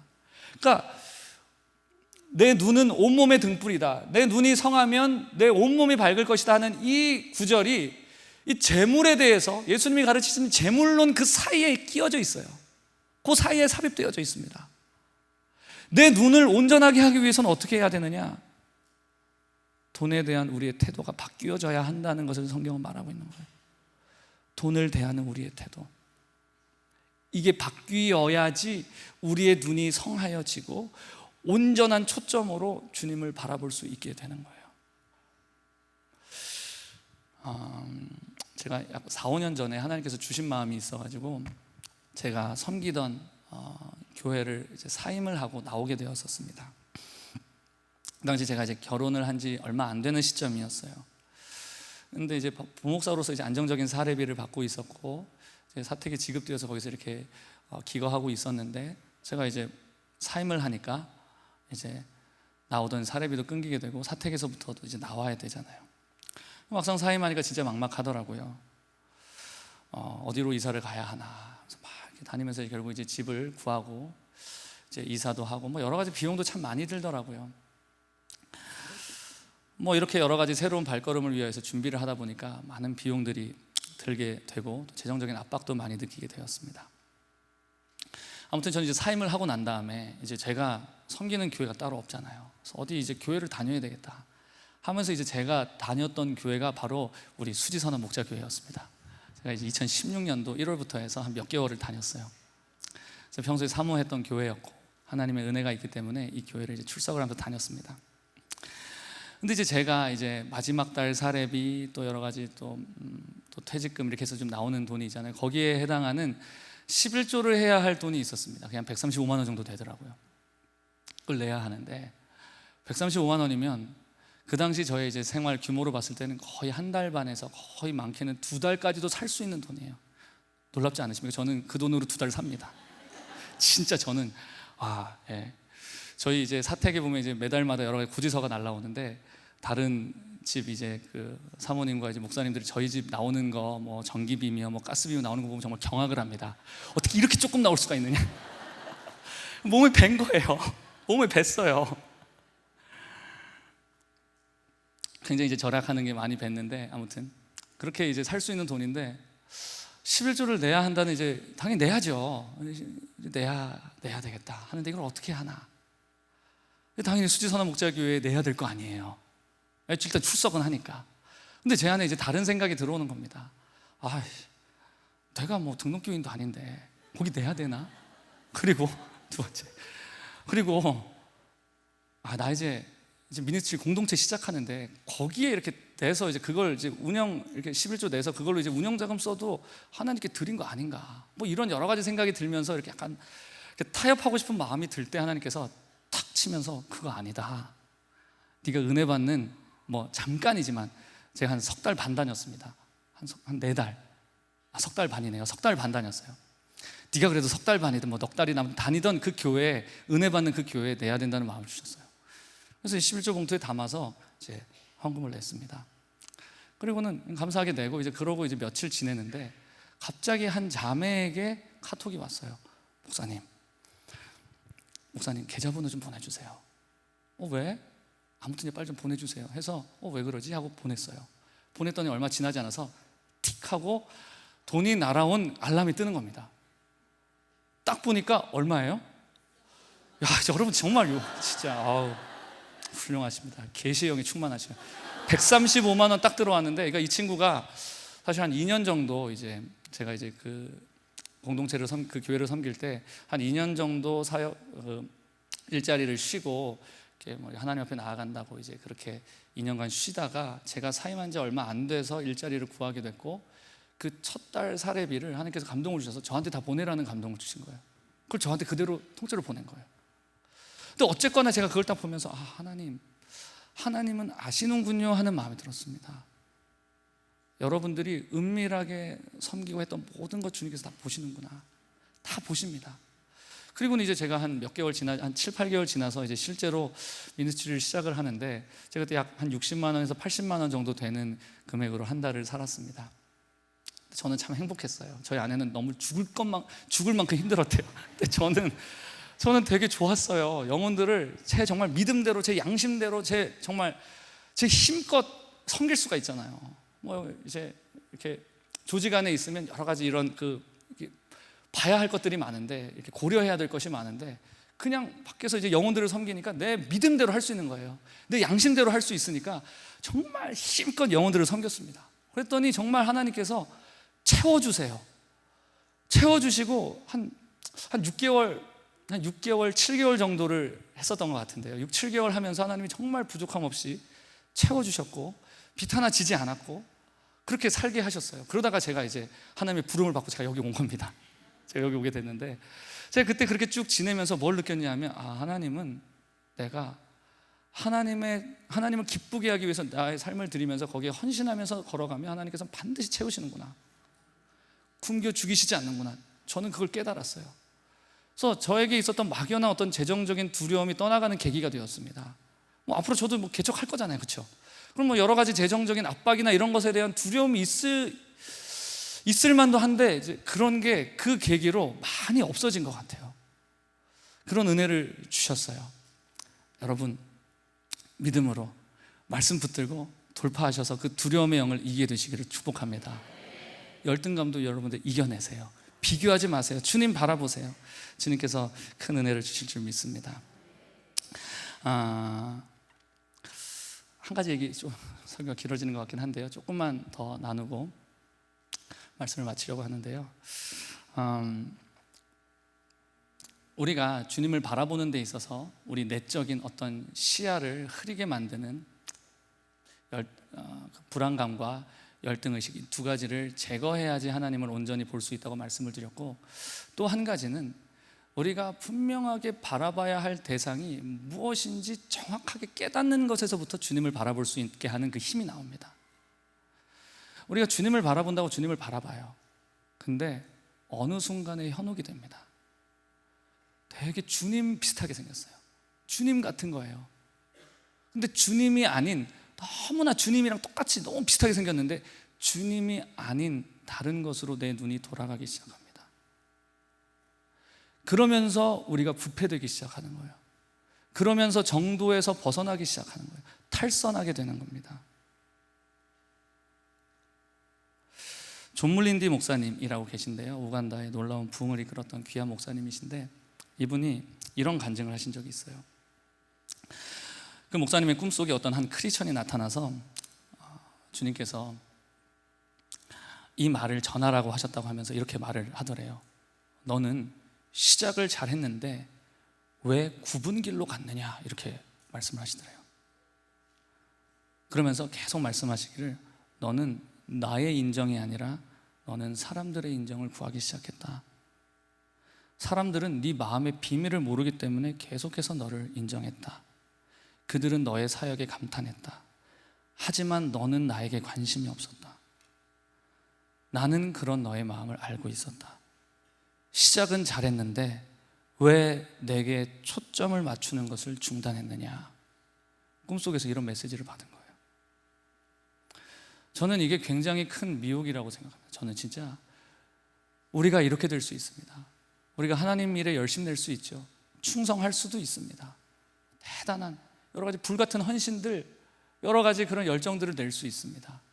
하지만 그 열정을 내는 가운데 우리가 바라봐야 할 대상을 놓치게 되는 거예요. 나도 모르게 놓치게 되는 거예요.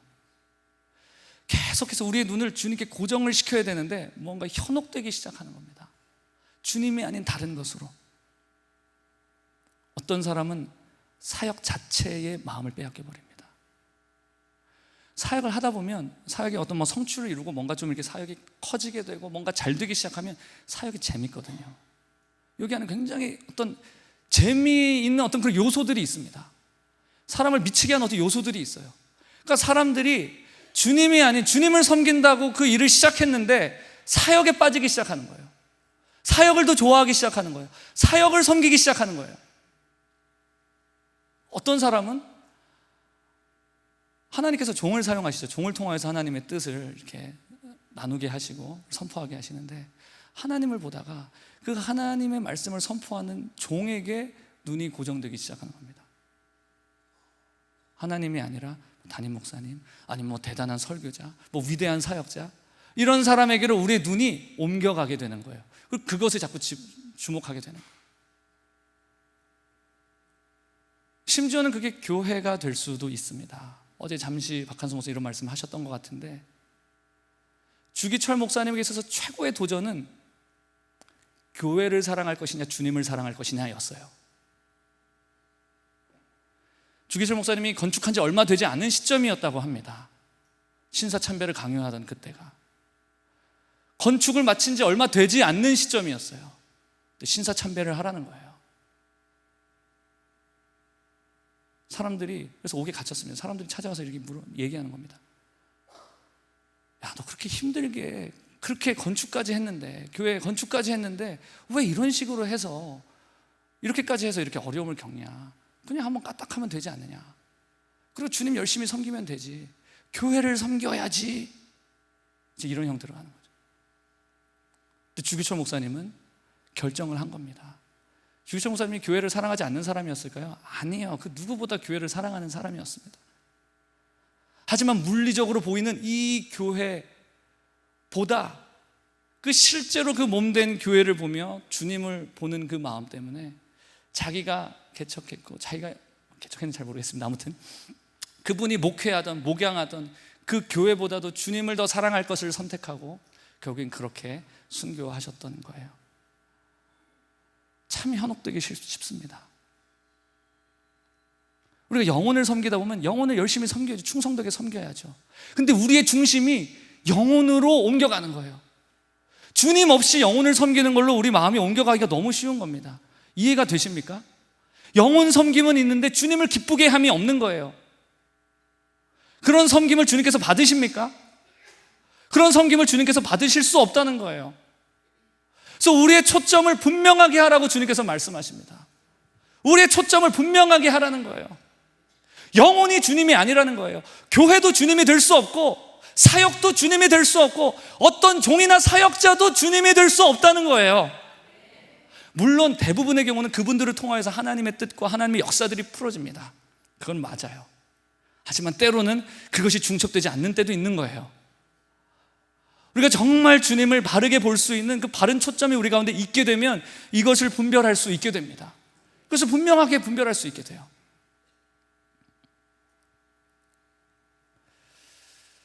프랜시스 프렌지펜이라는 사람이 이런 글을 썼어요. 사람의 마음을 깨어서 지옥으로 끌고 가는 목적을 가진 귀신이 있는데 그 이름은 빗나간 초점입니다. 하나님의 명령은 우리가 예수님께 초점을 두라는 것입니다. 그러나 마귀의 역사는 우리의 눈을 예수님으로부터 다른 곳으로 끌고 갑니다. 사탄의 전략 가운데 우리의 눈이 예수님으로부터 다른 곳으로 옮겨가도록 하는 유혹이 항상 있습니다. 여러분들, 이것과 우리 싸워야 돼요. 우리 마음을 산란하게 하고 나뉘게 하고 흩어지게 하고 다른 걸 바라보게 하고 하는 이것들과 우리가 싸워야 하는 것이에요. 이게 마귀의 주된 전략 중에 하나임을 우리가 깨닫고 다시 한번 우리의 두 눈을 다시 한번, 우리의 시선을 다시 한번 교정하여 주님, 내가 주님을 바라봅니다. 내가 주님을 바라보며 참으로 주님 기뻐하는 사역 할 수 있도록, 그런 섬김으로 나아갈 수 있도록 축복하여 주세요. 기도해야 할 줄 믿습니다. 스미스 위글스워스라고 하는 위대한 하나님의 사람이 있습니다. 19세기, 20세기 때 강력하게 쓰임받았던 사람인데 이런 글이 있어요. 그에 대한 글을 쓴 글인데, 그가 신장결석으로 고생한 지, 여기서 그는 스미스 위글스워스입니다. 그가 신장결석으로 고생한 지 2년째에 접어들자 그는 하나님께 15년만 더 살려달라고 기도하였다. 그런데 하나님께서는 그의 이런 기도에 신실히 응답하셨다. 이런 기도를 한 후 스미스 위글스워스는 유럽의 각 나라들과 남아프리카와 미국을 잇따라 방문하였다. 사람들이 하나님의 이사와 기적을 체험하는 것을 보는 것은 스미스 위글스워스의 가장 큰 기쁨이었다. 그는 사람들이 사역자인 자신을 보지 않고 예수 그리스도를 보길 간절히 원하였다. 그러나 그의 삶의 마지막 달에 그는 이런 말을 하며 슬퍼하였다. 오늘 나는 몇 통의 편지를 받았습니다. 이 편지들은 호주에, 인도에, 스리랑카에, 그리고 미국에 와서 집회를 열어달라는 편지들이었습니다. 사람들은 나만 쳐다보고 있습니다. 그는 또한 다음과 같은 말을 하며 눈시울을 적셨다. 아, 불쌍한 나여, 너는 사람들이 너만 쳐다보게 했으므로 너는 사역에 실패한 실패자이구나. 하나님께서는 절대로 자신의 영광을 다른 사람에게 주지 아니하신다. 하나님께서는 자신의 영광을 가로챈 나를 곧 데려가실 것이다. 이렇게 고백을 하고 얼마 있지 않아서 주님께로 가게 되셨는데요, 저는 이런 위험이 전임 사역자에게만 있다고 생각하지 않아요.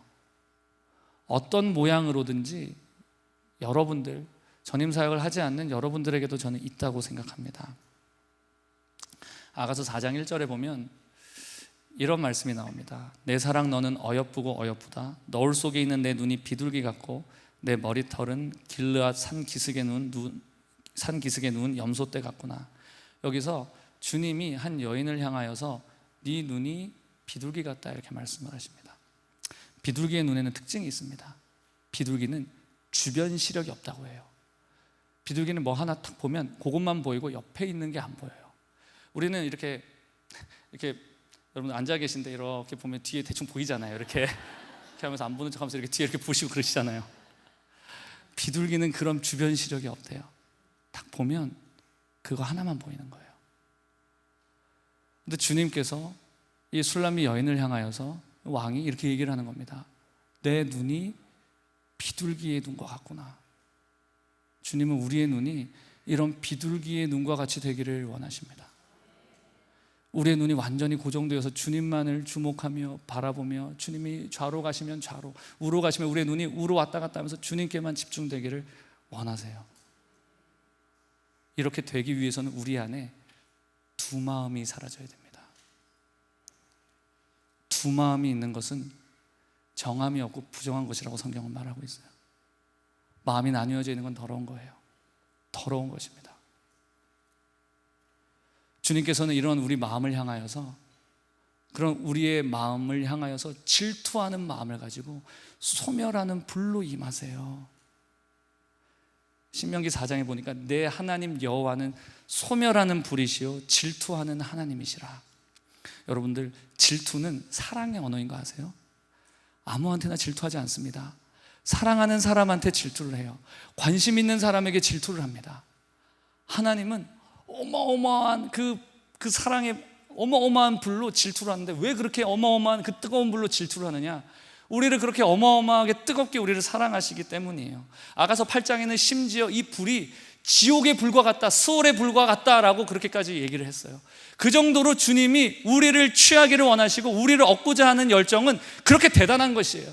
지옥의 불길과 같이 뜨거운 불길로 주님께서는 우리를 사랑하시고 우리를 향하여 질투하고 계신 것이에요.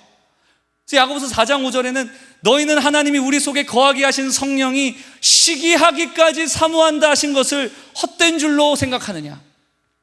시기하기까지 우리를 사모하고 계신다는 것이에요. 주님께서는 우리 가운데 우리 마음 안에 있는 그 두 마음을 용납하지 않으시는 거예요. 그렇게 우리 눈이 그렇게 막 힘없이 여기저기 막 떠돌아다니면서 여기 봤다 저기 봤다, 이 소리 나면 저기 보고, 저기 뭐 저기 뭐 현란한 게 있으면 저걸 봤다가 왔다 갔다 하면서 주님께 관심 없는 그러한 마음을 주님께서는 슬퍼하고 그것에 대해서 질투심을 느끼고 계신 거예요. 나는 너희들이 너의 온 중심을 다하여 나를 쳐다봤으면 좋겠다. 내가 너를 그렇게 쳐다보고 있기 때문에. 제가 아가서 그 4장 1절 말씀을 묵상할 때에 저는 정말 너무나 저는 전율했습니다. 저는 이런 느낌을 받았어요. 하나님이 나에게 그래 네 눈이 비둘기 같다 라고 말씀하신다면 이게 무슨 뜻이에요? 내 눈과 주님의 눈이 마주보고 있다는 뜻이잖아요. 그게 깨달아지는 거예요. 아, 네 눈이 비둘기 같구나 라고 말씀하시는 게 그냥 비둘기 같구나 이렇게 얘기하는 게 아니라 눈과 눈을 마주보고 있는 거예요. 그 눈동자를 보고 있는 거예요. 서로가 서로의 눈동자를 보고 있어요. 그 눈동자, 하나님의 눈동자 안에 내가 들어가 있어요. 그게 보여요. 서로 눈동자를 보면 서로 그 안에 있는 그게 비추어져서 보이잖아요. 내 눈동자 안에 주님이 맺힙니다. 그런 사랑 안에서의 연합과 그런 함께 하심을 주님께서는 원하고 계세요. 그것을 향한 하나님의 질투하는 마음이 있으신 거예요. 우리를 그렇게 시기하기까지 사모하는 거예요. 그렇게 우리를 취하기를 원하시는 것입니다. 그래서 그 소멸하는 불로, 그 성령의 불로 우리 안에 있는 모든 두 마음들, 모든 불안감을 유발하는 그 모든 불안함의 마음들, 또 모든 우리 안에 있는 그 열등감의 마음들, 비교하도록 하는 그 비교의식의 그 모든 마음들을 주님께서는 소멸하는 불로 태우시기를 원하시는 거예요. 다 태우고 싶다. 나에게 나와라. 나의 불로 네 안에 있는 모든 그 장애물들, 네가 나에게 달려오게 하는 것을 방해하는 그 모든 장애물들을 내가 소멸하리라. 내가 다 태우리라. 너는 나와 함께 연합하자라고 주님께서 말씀하고 계시는 것입니다. 이것은 주님의 사랑입니다. 주님의 사랑이에요. 우리에게 멍해를 지우는 게 아니에요. 우리를 부담스럽게 하는 것이 아닙니다. 그 성령의 불로 우리 가운데 충만하게 되시기를 주 예수님의 이름으로 축복합니다. 그 성령의 불로 우리 마음이 태워질 때 그때 비로소 우리 마음이 이제 새 부대가 되는 겁니다. 그래서 저는 새 부대는 새 마음에서부터 온다고 저는 믿습니다. 새 마음으로부터 새 부대가 오는 거예요. 새 부대의 심령은 주님을 그렇게 뜨겁게 사랑하는 것입니다. 주님만을 바라보는 것이에요. 사랑하잖아요. 문제 되는 게 없어요. 문제 될 게 없어요. 모든 것을 다 초월할 수 있습니다. 사랑하면 문제 될 게 없는 거예요. 교회 안에 많은 문제가 있죠. 피아노를 좌측에 놔야 되냐 우측에 놔야 되냐 이거 갖고도 싸우고 막 깍두기를 담을 것이냐 배추김치를 담을 것이냐 이런 문제가 주님을 사랑하면 그런 게 문제가 되지 않는 것이에요. 교회 안에 의사결정 과정이 이렇게 돼야 된다 저렇게 돼야 된다 많은 말들이 있을 수 있죠. 하지만 새 마음이 되고 그 새 마음이 됨을 통해서 우리 안에 있는 모든 종교심들이 꺾여지고 찢겨져 나가고 우리 안에 있는 그 굳어진 마음들이 찢어지게 되면 하나님께서 애타하시면서 하나님께서 관심 가지는 그 영역에 대해서 다른 어떤 문제될 것이 없는 거예요. 그게 뭐가 중요해? 전통이 뭐가 중요하며 인습이 뭐가 중요하며 그런 것들이 뭐가 중요하냐 하는 교회가 되어지며 진정으로 새 부대가 되어지기 때문에 그 새 부대 위에 새술이 부어지는 줄 믿습니다.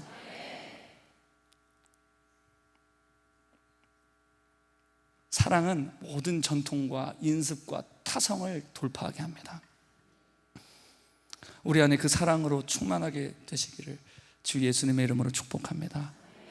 주님은 정말 아름다운 분이세요. 정말이에요. 주님의 성품은 너무나 신실하시고 아름다우시고 온유하고 겸손하세요. 우리가 주님을 바라볼 때 그 아름다움을 보시게 되기를 축복합니다. 그분의 사랑, 우리가 여전히 반역하고 주님을 대적하고 주님을 향하여 악악 소리를 내면서 주님 앞에 막 바락바락 소리를 내면서 대적하는 그 상황 속에서도, 그 와중에서도 주님께서는 자신의 전부인 아들을 주셨어요. 우리를 구하시려고. 그건 뭐예요? 다 주셨다는 얘기입니다. 다 주셨어요. 우리는 그 사랑을 보아야 하는 줄 믿습니다. 그 사랑을 보게 되면 새 부대는 자연스럽게 되는 거예요. 새 부대가 되면 새 술은 부어지는 것입니다. 사도행전 2장, 우리 거의 다 끝났습니다. 사도행전 2장 한번 볼게요. 사도행전 2장. 새 부대가 될 때 일어나는 일입니다. 사도행전 2장. 새 부대가 되면 교회 가운데 어떤 일이 일어나느냐. 2장 13절을 함께 읽어보겠습니다. 시작.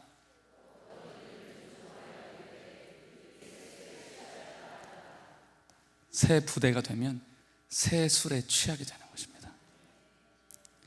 이거는 교회를 향하여 하나님께서 예언하시는 예언의 말씀이라고 저는 믿습니다. 교회로 하여금, 교회 한 사람 한 사람을 향하여 주님께서는 그 사람들을 새 술로 취하게 만들기를 원하십니다. 술에 취하면 어때요? 두려움이 없어요. 두려운 게 없는 겁니다. 소리가 커져요. 아까 찬양한 전도사님 굉장히 크게 막 찬양하셨죠? 겁이 없는 겁니다. 술에 취하면, 그 성령의 술에 취하면 두려운 게 없어요. 근데 또 한 가지 있어요. 술 취하면 다음날 술이 깨요. 성령 충만은 매일매일 새로 갱신해야 하는 것입니다. 자고 일어나면 없는 거예요. 다시 또 성령의 재충만을 받아야 됩니다. 매일매일 여러분들의 그 마음을 새 부대로 준비하십시오. 그래서 그 새 술을 날마다 가득가득 채우십시오. 그 요한복음 2장에 보면 가나의 혼인잔치 나오는데 사람들이 이렇게 얘기를 합니다. 말하되 사람마다 좋은 포도주를 내고 취한 후에 낮은 것을 내거늘 그대는 지금까지 좋은 포도주를 두었도다 하니라. 이렇게 감탄을 하는데, 저는 이것도 교회를 향한, 주님의 몸된 교회를 향한 하나님의 예언의 말씀이라고 저는 믿습니다. 뭐예요? 앞으로 나올 포도주가 더 좋은 포도주, 히트치는 포도주 앞으로 계속 나온다는 거예요. 옛날 포도주보다 지금 나오는 이 수지선한 목적의 포도주 더 좋은 포도주예요. 또 앞으로 더 좋은 포도주가 또 앞으로 또 나올 거예요. 아직 좋은 것은 우리 가운데 오지 않았습니다. 마지막 때를 향한 더 그 불같이 힘든 정말 그 역경의 시간을 통하여서 하나님께서는 가장 좋은 포도주를 남겨두고 계세요. 그 시대를 위하여 주님께서는 보존해두고 키핑해두고 계세요. 누구에게 그것을 주십니까? 준비한 사람. 새 부대로 준비되면 그 술을 릴리즈 하시는 거예요. 그 성령의 기름 부으심 우리 가운데 풀어주시는 겁니다. 우리로 충만하게 해주시는 거예요. 그 술로 우리가 그 술에 취하여 모든 것들을 이기고 감당하며 승리할 수 있도록 해주시는 줄 믿습니다. 우리 하나님께 나아가기를 소원합니다. 오늘 제가 키보드를 준비했는데 같이 함께 여러분과 예배하고 싶어서 키보드를 준비했습니다. 주님을 바라봐야 합니다. 오직 자기의 하나님을 아는 백성은 강하여 용맹을 떨치리라. 우리가 주님을 알고 발견하고 주님을 경험하는 시간 되기를 원합니다. 우리 찬양팀 싱어들 앞으로 나오시고 우리 같이 함께 좀 찬양을 했으면 좋겠는데요. 찬양을 하시면서 여러분들 좀 모르는 찬양이 있으실 수도 있습니다. 하지만 쉽게 따라 부르실 수 있으실 거예요. 왜냐하면 대부분 모르시는 찬양은 저희 항상 24시간 막 나오는 찬양 있잖아요. 그 찬양 중에서 제가 선곡을 했습니다. 이렇게 좀 자리에서 일어날까요?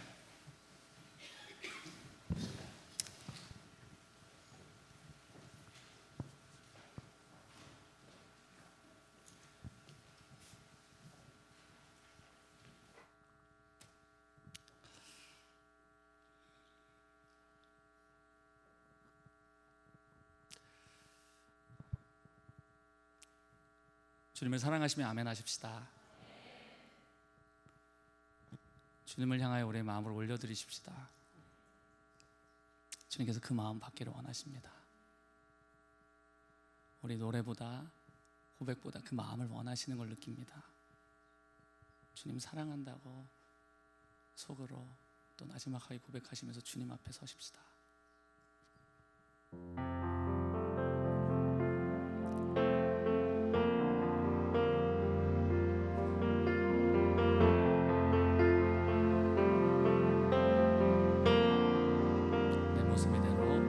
내 모습 이대로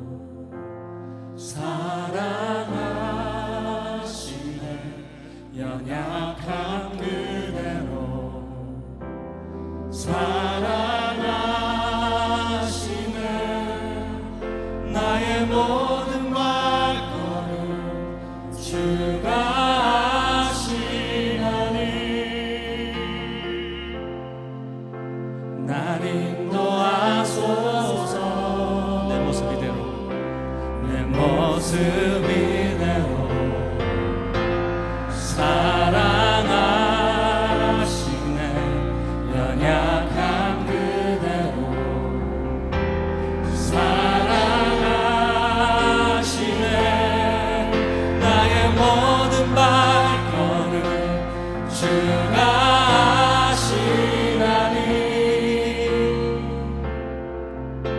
날 인도하소서. 주의 날개 아래, 주의 날개 아래 거하는 것, 주의 임재 안에 거하는 것, 나의 가장 큰 소망, 나의 가장 큰 은혜, 주와 함께 동행하느니 주의 날개 아래, 주의 날개 아래 거하는 것, 주의 임재 안에 거하는 것, 나의 가장 큰 소망, 나의 가장 큰 은혜, 주와 함께 동행하느니. 우리 다시 한번 내 모습 이대로, 내 모습 이대로 사랑하시네. 연약한 그대로 사랑하시네.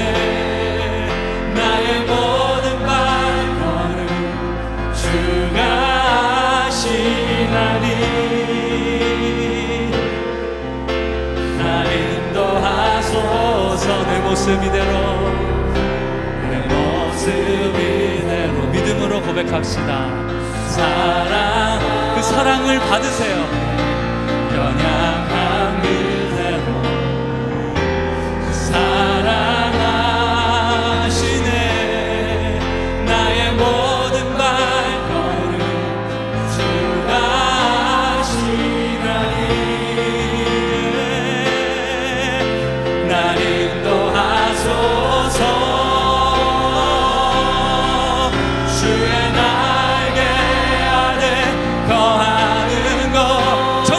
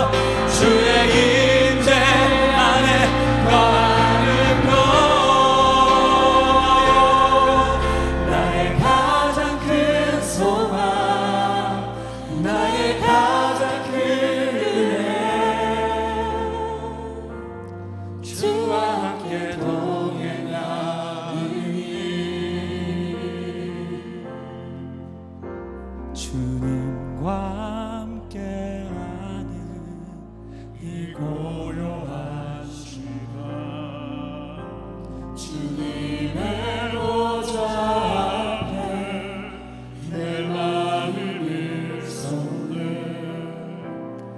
모든 것 아시는 주님께 감출 것 없네 내 맘과 정성 다해 주 바라나이다. 다시 한번 나 염려하지 않아도 나 염려하지 않아도 애쓸 것 아시니 나 오직 주의 얼굴 구하게 하소서. 다 이해할 수 없을 때라도 감사하며 날마다 순종하며 주 따르오리라. 나의 사랑합니다. 나의 주 알기 원하네 내 모든 삶 당신 것이니 주만 섬기니 온 맘 힘을 다해서 고백합시다. 온 마음 다해 나의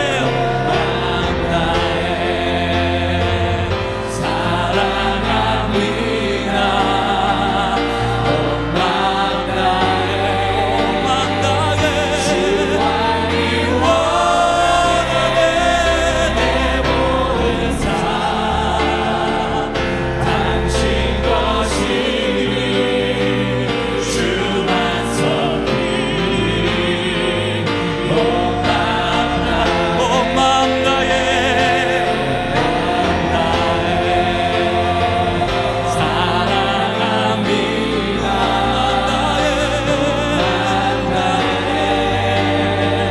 주 알기 원하네 내 모든 삶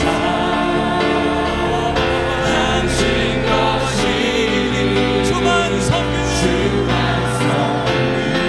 온 맘 다해 사랑합니다. 주 알기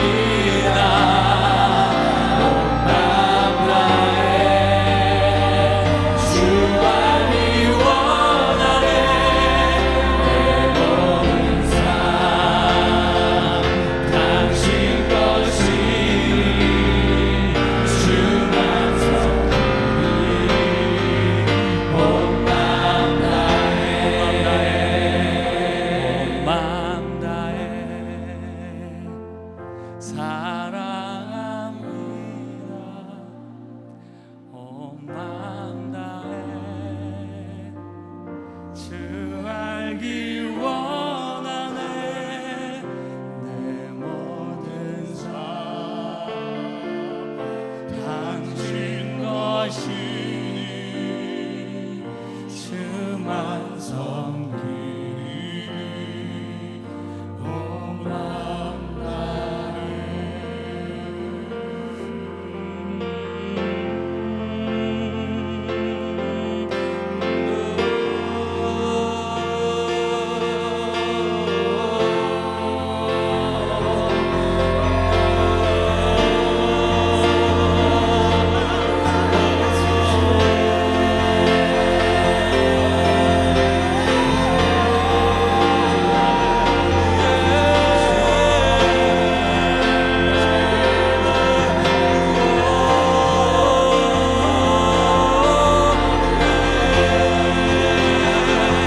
주님 앞에 자유롭게 새 노래 하십시오. 새 노래는 우리 가운데 새 마음을 만들며 우리를 새 무대로 만들어내게 될 것입니다. 우리가 주님 앞에 새 노래로 나아가십시다.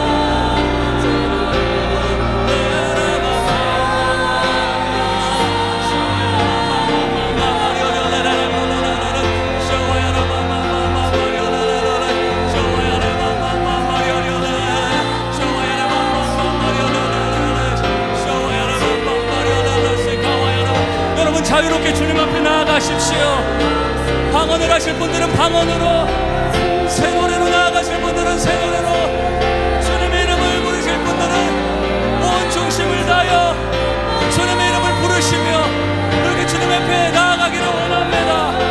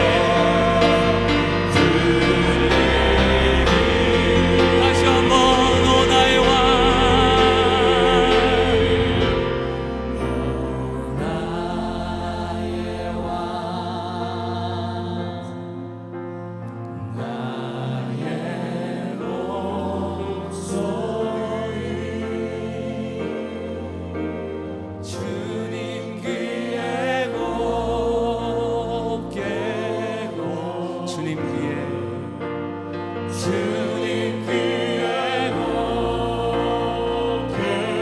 높게 주님 귀에 주님 귀에 높게 높게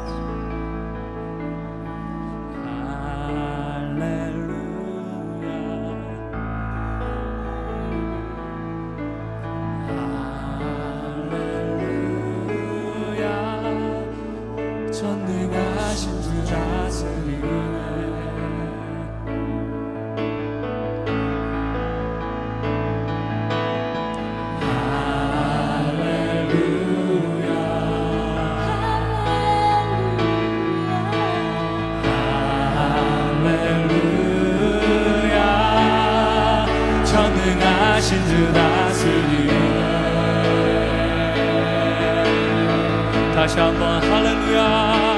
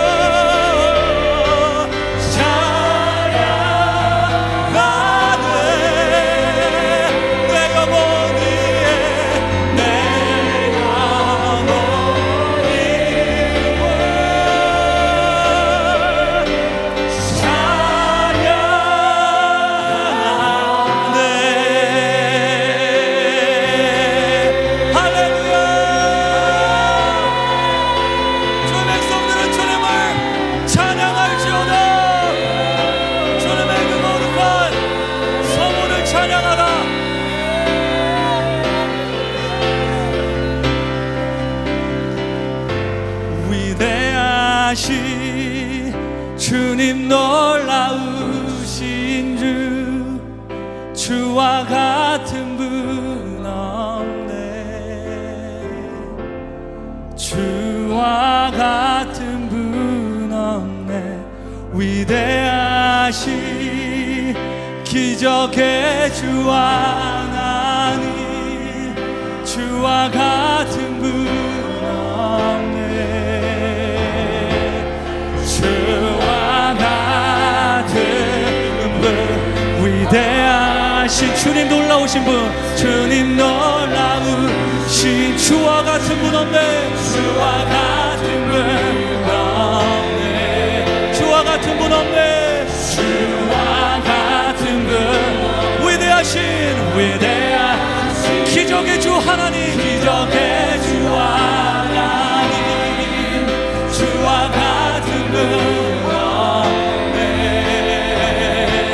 주와 같은 분 없네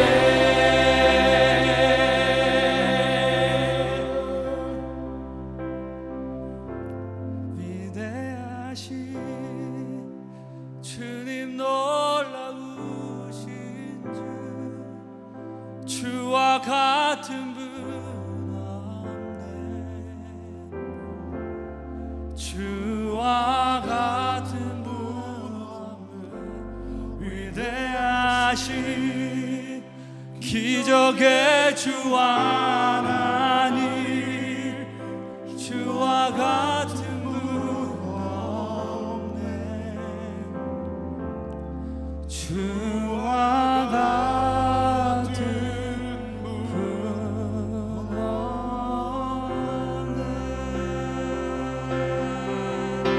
할렐루야 주님께 영광의 박수 올려드리십시오.